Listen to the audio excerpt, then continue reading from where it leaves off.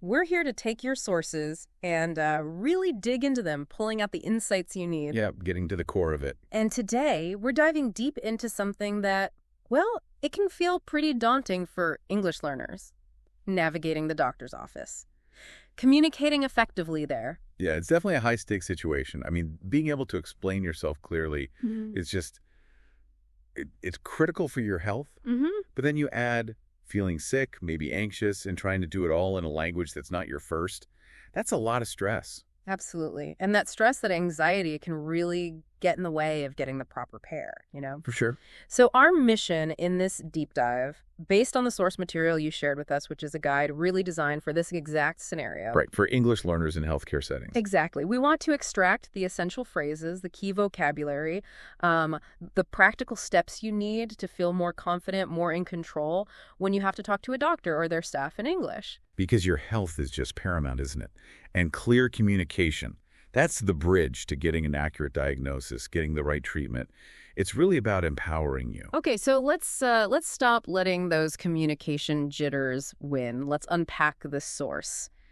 Dive right into how you can manage these healthcare conversations. All right, so where does it start? Well, usually before you even get to the doctor's office. Making the appointment itself. Exactly. Whether that's, over the phone or maybe face-to-face at a reception desk, having a few simple phrases ready can make a huge difference. Totally. You want to be direct and clear right from the beginning. Something simple like, hello, I'd like to make an appointment, please. Or even simpler, maybe, hi, I need to see a doctor. Gets straight to the point. And then they'll probably ask, what seems to be the problem? Or, what's the reason for your visit? Yeah, and you don't need to give your whole life story here. Just a brief reason is fine. Right, like, I'm not feeling well, or I have a sore throat. Or maybe it's routine, I need a checkup.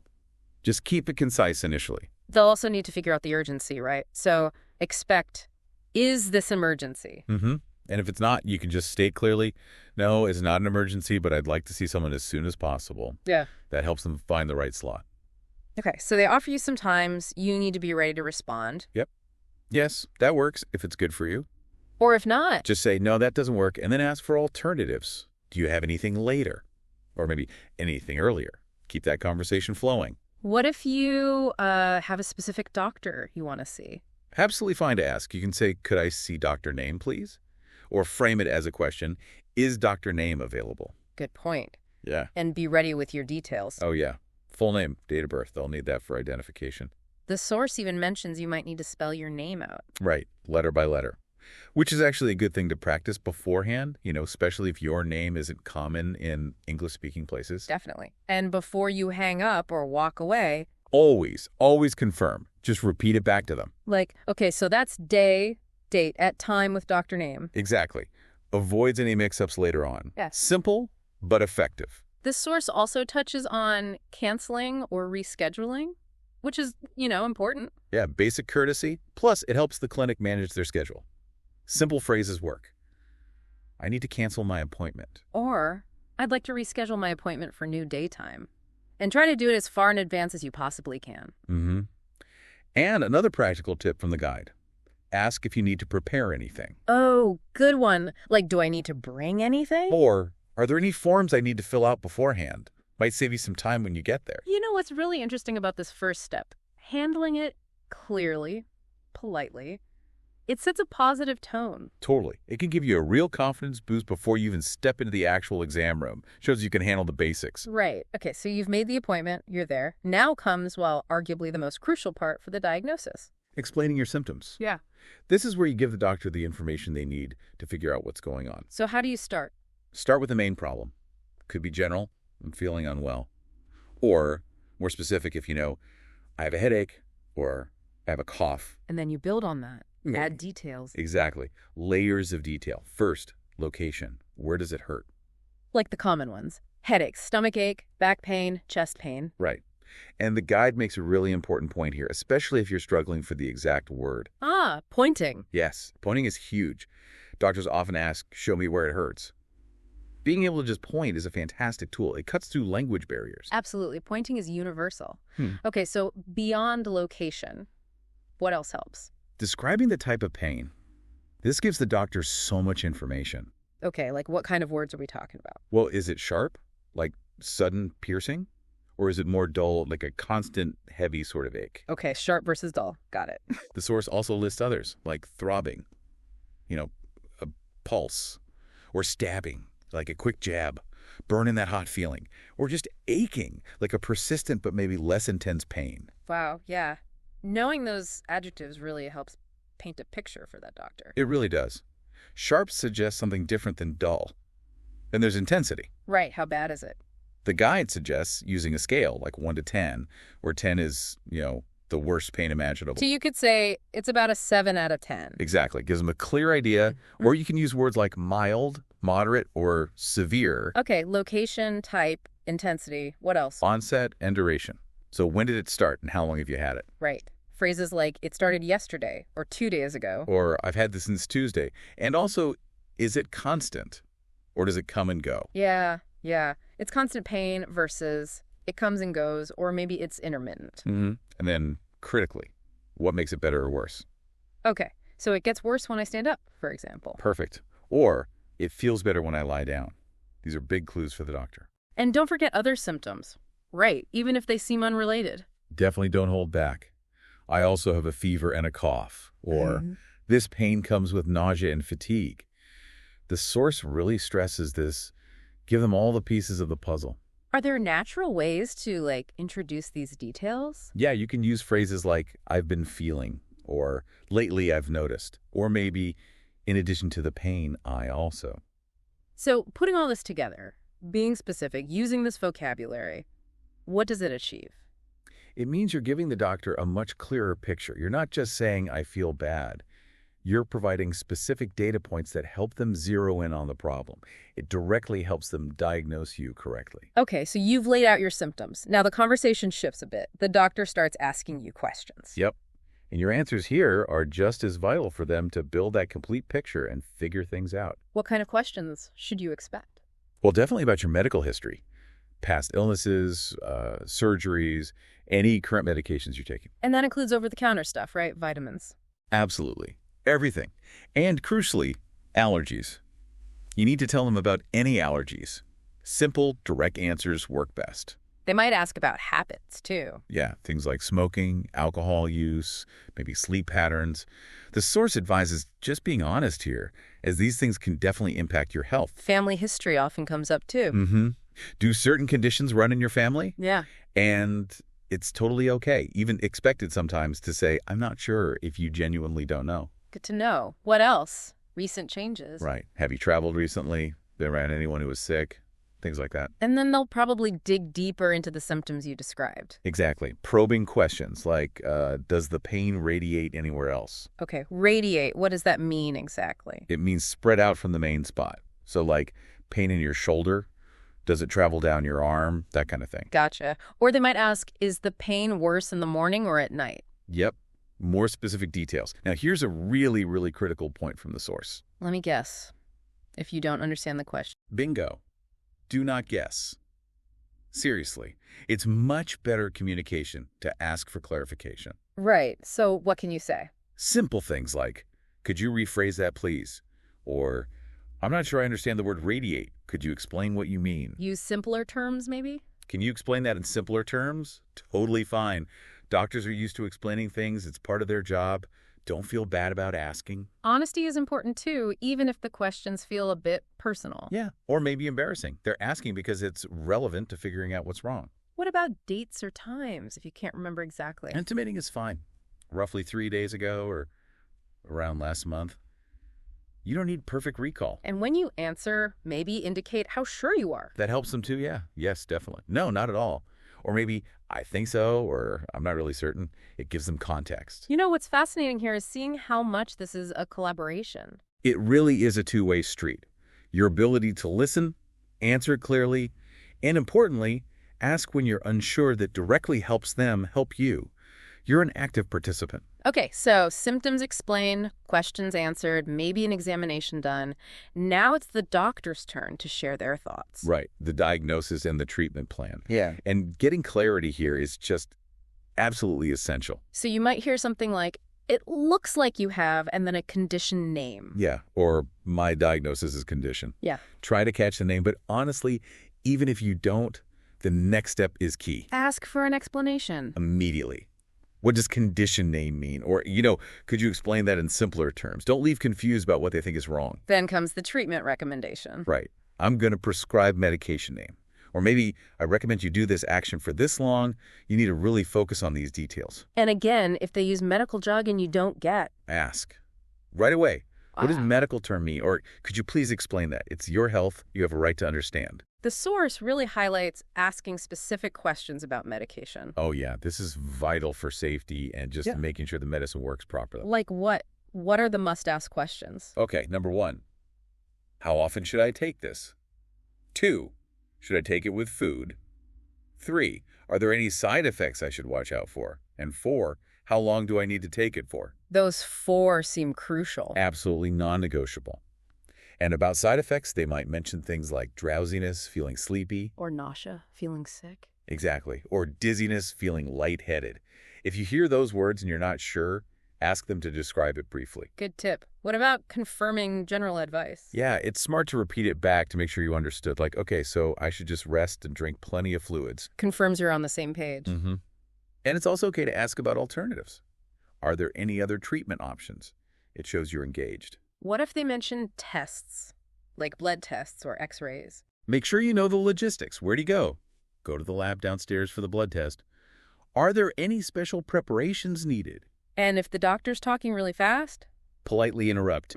Excuse me, could you speak a little slower, please? It's a perfectly reasonable request. And before you leave, one last check. Definitely. Just a quick summary. Okay. Okay, just to confirm, you think I have X and I need to do Y. Leave, knowing the plan.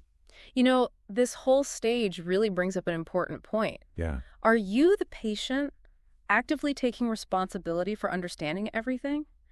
Asking questions isn't being difficult. Not at all. It's being an empowered patient. It's ensuring you get the best care because you understand what's happening. Let's drill down a bit more on medication specifically, because getting those details right is so important. Absolutely critical for safety and effectiveness. We touched on dosage and frequency. Right, listening for things like, take 2 pills 3 times a day, every 8 hours, at bedtime. And confirming it, like you said. So that's 1 pill, twice a day. Just make sure there's no misunderstanding. And side effects, you mentioned asking about them. Yep. Are there any side effects I should be aware of?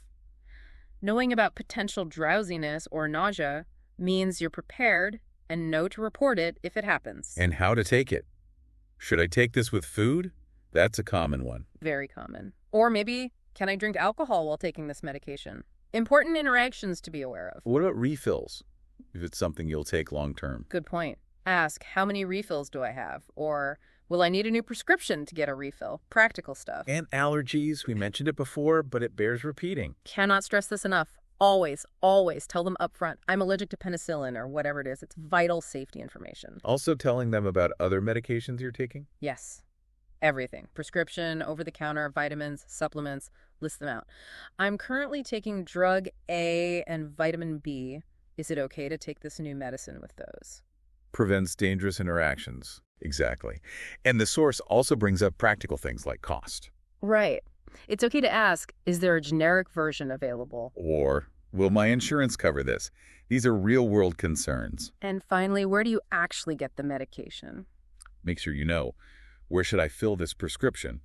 Or, will you send it electronically to my pharmacy? Really focusing on these specific medication phrases, it feels like this is where attention to detail truly prevents problems. It really does. Yeah. Mastering this part ensures your treatment is safe, effective, and you avoid potentially serious errors just from miscommunication. Okay. So the main part of the visit is done. Diagnosis, treatment plan discussed. Now, wrapping things up, discussing follow-up and next steps. Yep. This ensures the care continues smoothly and you know exactly what to do after you leave the office. The doctor might tell you when they want to see you again. Right. They might say, come back in 2 weeks or schedule a follow-up for next month. But if they don't mention it and you're unsure, just ask, do I need a follow-up appointment? Or when should I come back? Be proactive.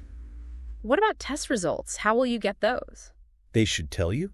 Maybe we'll call you with the results in a few days, or you should hear from us by Friday. Note that time frame. And if you don't hear back by then, it's absolutely okay. In fact, you should call the office. what would you say? Something like, "Hi, I'm calling about my test results for my visit on date." Or simply, "Have my test results come in yet?" Good. What about instructions for home care? Yeah, they might give you specific advice. Take it easy for a few days, or apply this cream twice a day. Make sure you understand exactly what to do. And if you need to come back for more tests or procedures? Confirm those details again. Okay, so I need to come back for the ultrasound on Tuesday morning. Now, this seems really important. What if things get worse? Crucial question to ask before you leave. What should I do if my symptoms get worse? Or, even more specifically, when should I consider going to the emergency room? Having that guidance is reassuring. Definitely. It's contingency planning for your health. And also, know how to reach them with questions later. Right.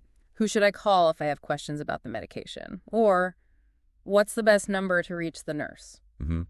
And just like confirming the appointment details at the start? Do a final confirmation of the plan before leaving. Exactly. Okay. Okay, so just to be clear, my next step is take this medication, and I should hear about results by next week. Leave with clarity. This whole final stage, asking these questions, confirming, it really shows you're taking ownership, right? Absolutely. It demonstrates your commitment to your health and ensures you walk out that door with a clear, actionable plan, not just hoping you remembered everything. Okay, let's take a small step back. Something that underpins a lot of this, especially explaining symptoms, is just having the basic words. Body parts vocabulary. Yes, sounds simple, but it's fundamental. You need to be able to say, or at least point to, where the problem is. Let's quickly review some essentials from the source. Head area. Okay. Head, eyes, ears, nose, mouth, throat, neck. Pretty straightforward. Upper body, arms. Shoulders, arms, elbows, wrists, hands, fingers. And then the main body.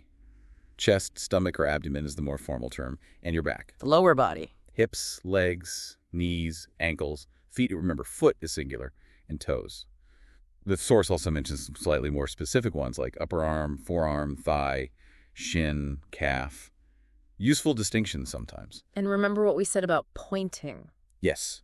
Combine this vocabulary with pointing. Even if you just know the word pain and can point to your knee, or say ache and point to your chest. That's effective communication right there. Totally.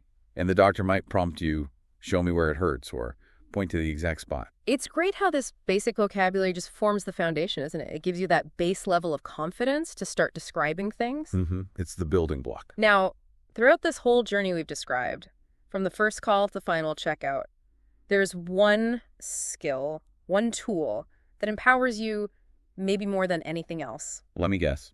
Asking for clarification. Exactly. The power of polite requests and clarification, it's not weakness. It's not admitting you don't know enough. It's actually a sign of a confident, effective communicator who prioritizes accuracy. Absolutely. If you didn't catch something or a word just flew by, ask. What are some good phrases? Could you explain that again, please? Super simple. Or could you use simpler words? Is great if the language is too technical. What if you understand the words but not the meaning? Try, I'm not quite following. Could you rephrase that word just directly? What exactly does that mean? And if they're speaking too quickly, we mentioned this. Yeah, don't be afraid to say, could you speak a little slower, please? Or could you slow down just a moment? Totally fine. Asking for repetition is normal too, right? Completely normal. Happens all the time. It's super cute. Could you repeat that, please? Or a simple, pardon me, could you say that again? What if you just need a second to think or write? Ask for it. Could I just take a moment to write that down? Or could I just process that for a second? Perfectly reasonable.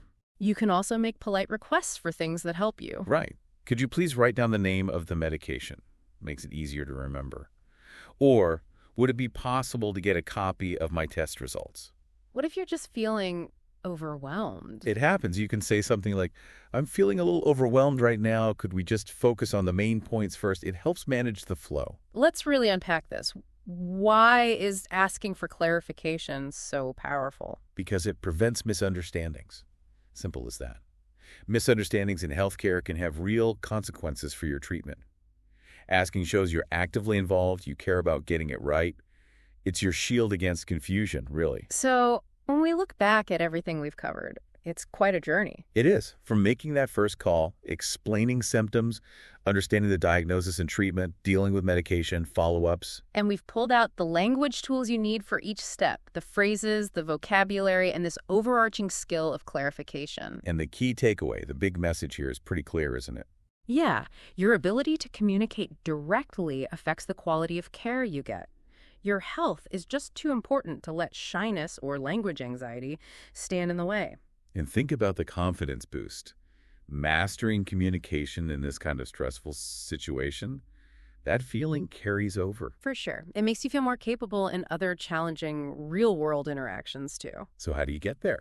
Practice. Absolutely. Go back through these phrases we talked about, role play with a friend, maybe. Or even just practice out loud by yourself, describing imaginary symptoms in the mirror. Sounds silly, maybe, but it makes the phrases feel more natural. Taking notes during the actual visit, like the source suggested. Smart move. Totally. Lots of native speakers do that too when there's important medical info. It's not unusual at all. And just look for little chances to use the vocabulary, mentioning a sore muscle to a friend, whatever. Each use builds that comfort level. Ultimately, this whole deep dive is about your empowerment. You're capable of doing this. With these tools, you're prepared. This is about being your own best advocate for your well-being. Taking control. Well, thank you for joining us on this deep dive into navigating the doctor's office in English. Hopefully you feel you now have a solid toolkit to communicate more confidently. Yeah, to advocate effectively for your own health. And maybe a final thought to leave you with. If mastering communication in a stressful health scenario like this can bring so much empowerment and control, where else in your life could that focus on clear, confident communication be the key? The key to navigating complexity or just making sure you get what you truly need? Thanks for listening. And if you found a video helpful, please hit the like button. Make sure to subscribe to my channel so you never miss an episode and share it with others who might benefit. And if you have any questions or topics you'd like us to cover in future episodes, we'd love to hear from you. So your feedback is really important to us. And if you want to continue learning right now, here in this playlist, you'll find helpful videos for English listening practice. You might want to watch it next. Thanks for listening. Bye-bye.